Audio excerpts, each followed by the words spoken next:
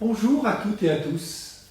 Je suis heureux de vous retrouver pour cette méditation quotidienne.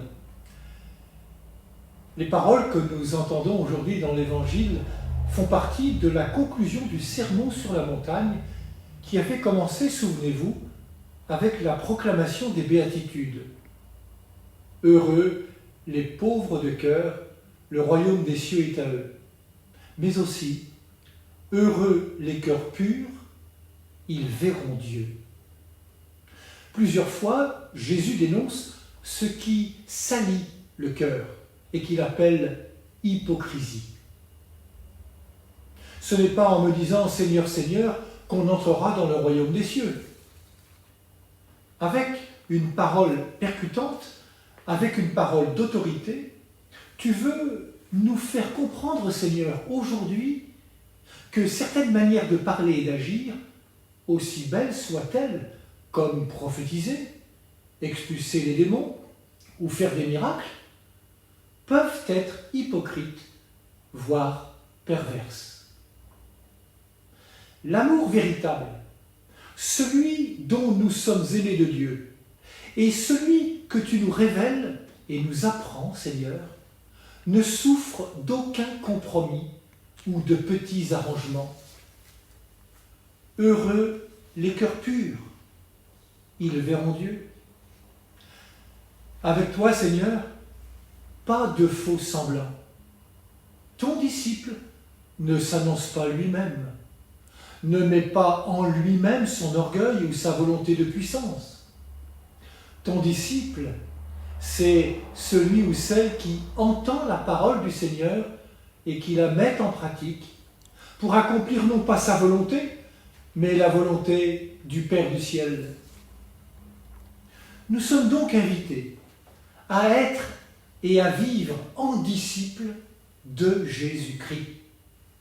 Faire vivre et raisonner non pas notre volonté, mais la sienne. La perversité qui ramène à soi nous ferme les portes du royaume.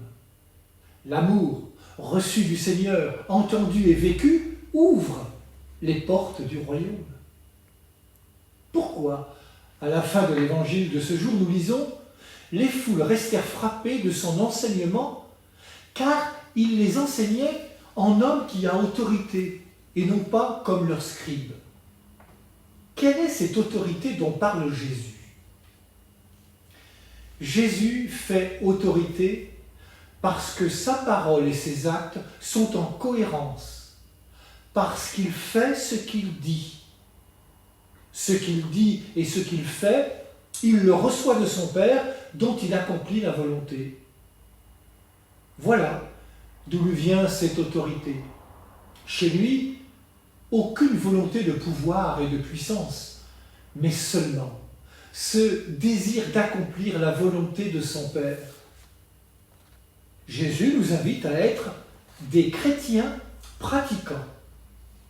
Et la pratique dépasse la seule participation à la messe. C'est dans le quotidien de la vie que doit se vivre notre foi. La famille, le travail, les loisirs, les engagements sociaux, associatifs, la politique, etc.